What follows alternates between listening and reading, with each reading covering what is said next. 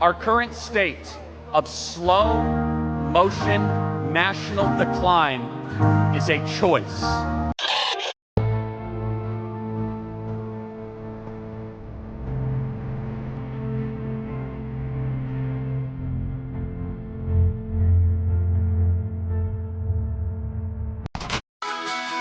Shortly after Usha and I left Charlie's family and Charlie's remains in Arizona, I read a story in The Nation magazine about my dear friend Charlie Kirk. Now, The Nation isn't a fringe blog.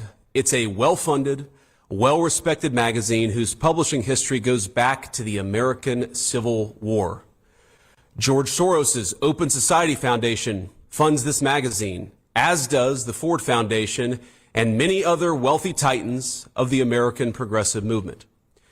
The writer accuses Charlie of saying, and I quote, "Black women do not have brain processing power to be taken seriously."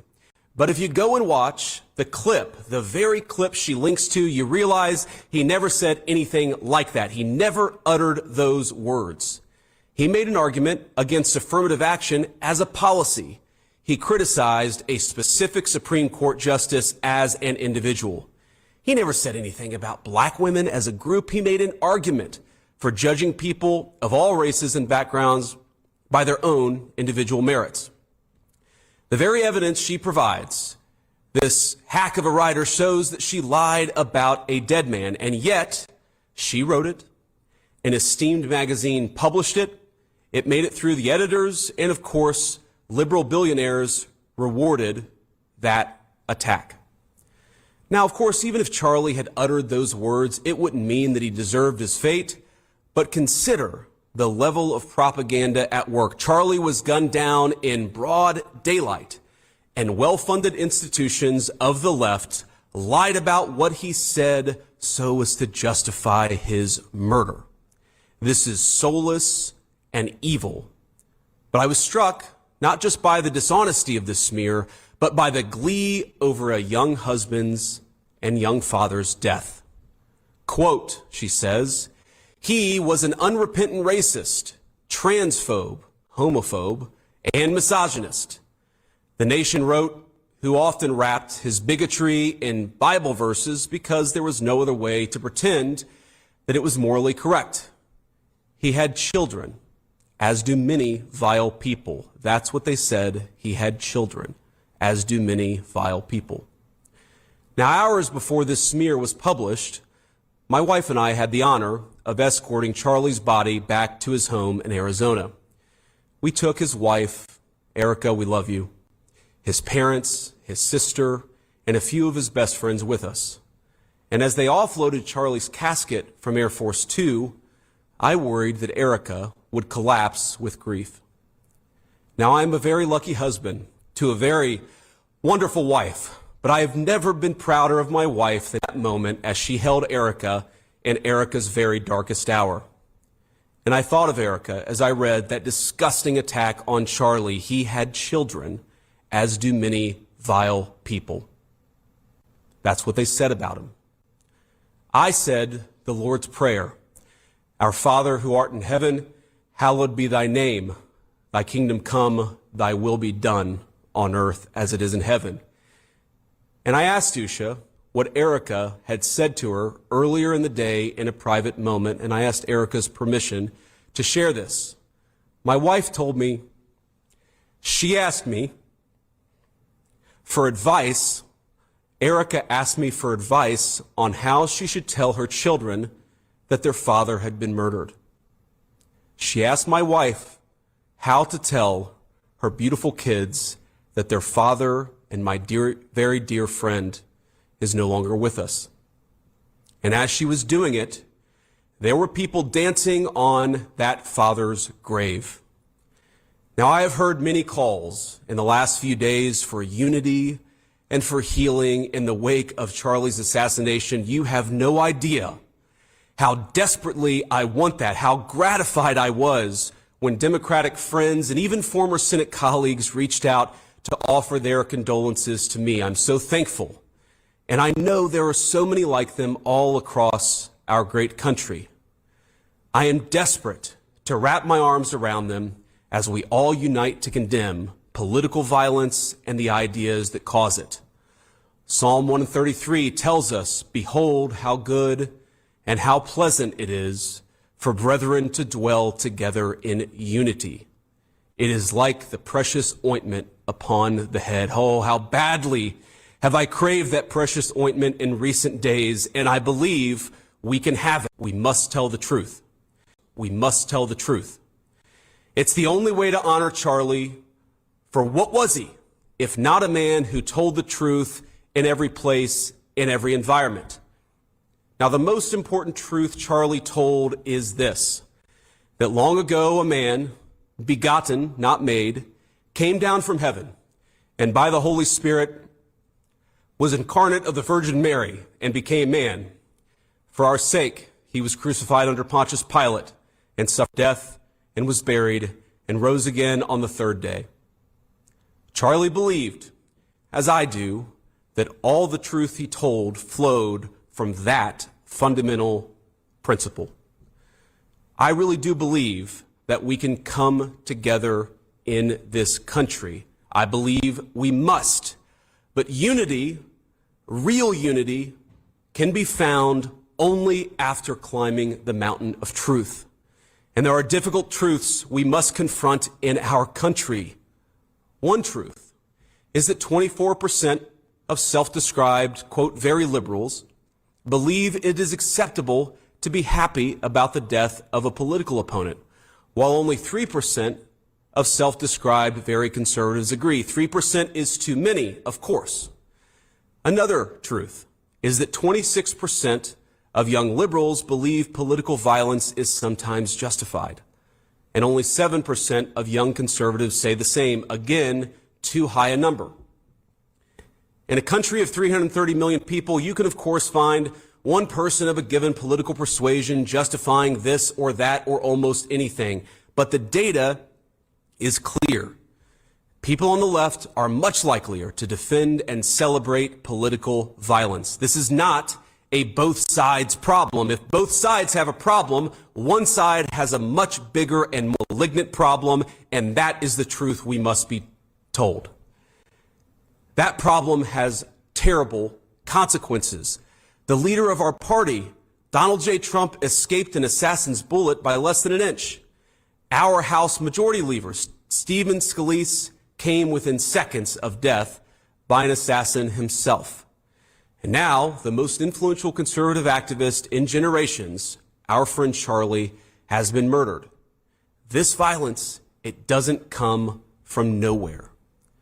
Now, any political movement, violent or not violent, is a collection of forces. It's like a pyramid that stacks on top, one support on top of the other.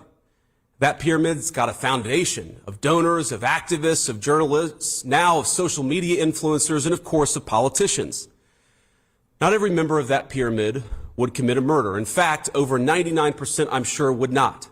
But by celebrating that murder, apologizing for it, and emphasizing not Charlie's innocence, but the fact that he said things some didn't like, even to the point of lying about what he actually said, many of these people are creating an environment where things like this are inevitably going to happen. A couple of months ago, I headlined a fundraiser in Southern California, and since we'd be out there anyways, my wife and I decided to take our kids to Disneyland one weekend. We had fun, and to be clear, most of the guests said very nice things, or they just left us alone. But there was a loud and very vocal minority that would shout at my children, who were 8, 5, and 3, whenever they got the opportunity. "You should disown your dad, you little shit," one middle-aged woman yelled at my 5-year-old. "Tell the Secret Service to protect the Constitution, not your father," screamed another.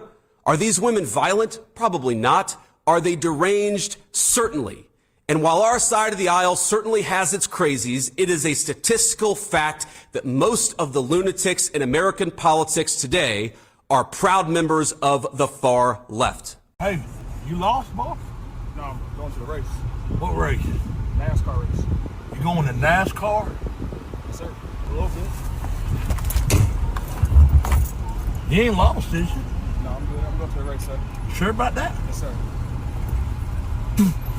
Find something safe to do, boy.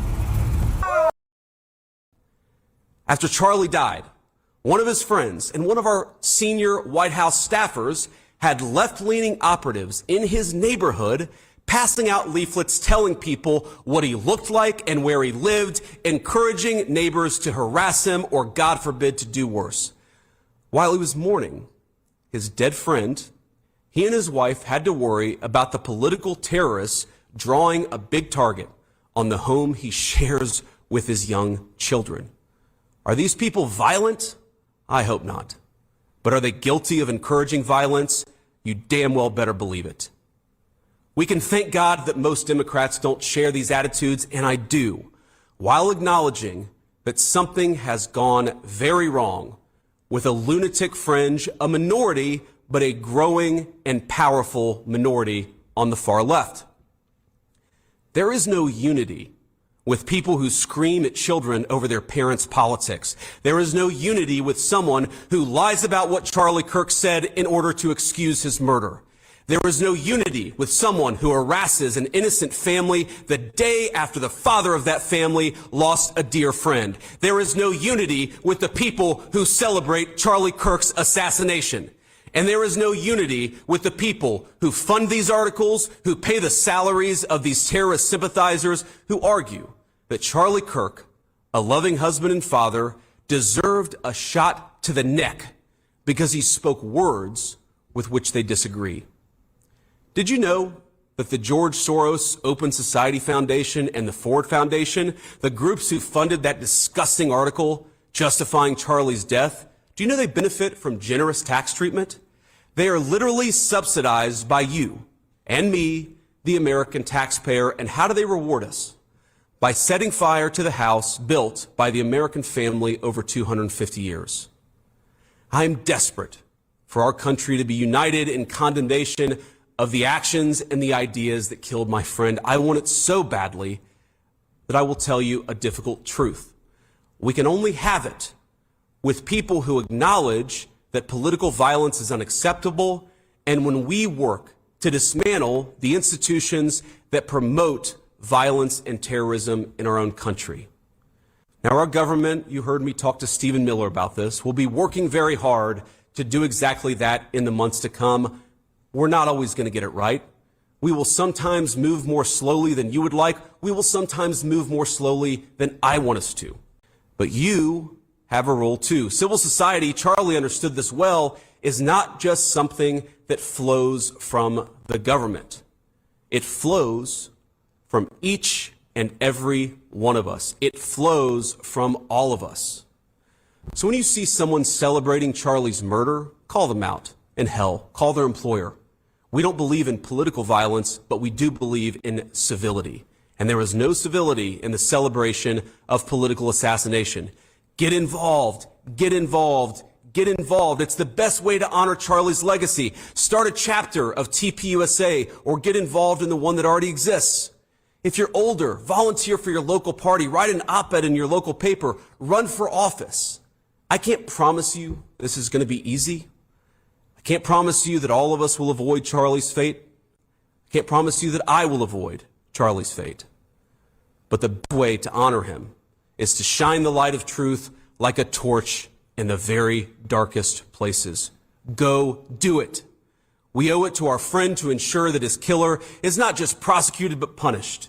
And the worst punishment is not the death penalty, but the knowledge that Charlie's mission continues after he's gone.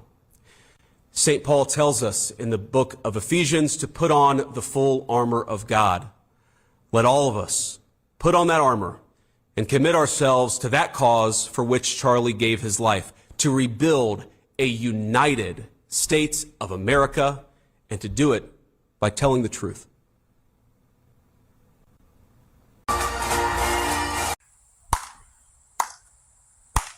Whoa. Well said, Mr. Vance. Well said, buddy. That was a very passionate speech. Very heartfelt. Very heartfelt. No matter what, at the end of the day, we're all human. At least I hope. And you know what? We all have families, people. Vance is being tormented with his family. People tend to forget about that kind of stuff. And good for calling this kind of stuff out. Good. Because the majority of these weird nutcases, wacko, weirdo, daddy issue people are the trans people. They're the ones shooting up, killing up everything because they got daddy issues, mommy issues, and all that stupid crap. Then we want to preach therapy, but they don't go get it. You want to write stuff down in a little tiny little thing and get some stupid little shells and write some gay stuff on some shells and this and that and all this crap instead of talking. You little incels, why don't you go out of your basement and talk to someone and get some freaking help? It's not embarrassing to get help. Jeez. Instead, you put everyone's life at risk here. And for what? What point did you guys prove? What are you proving? And I want some of these liberals out here to come back at me with it. What point are you proving by shooting these people? That's what I thought. Cowards. Coward. Good job, Vance. Still iffy about you, though. I don't know. Anyways, still love everybody. Have a good day, too. Peace. We own the world, and they don't even see it. I control the algorithm, don't make me delete it, yeah. Getting back to the matter at hand, you'll need to listen cause you don't understand the chatter, the leaks. It's all in front of your face if you don't open your eyes. Sorrows and gates will own this place.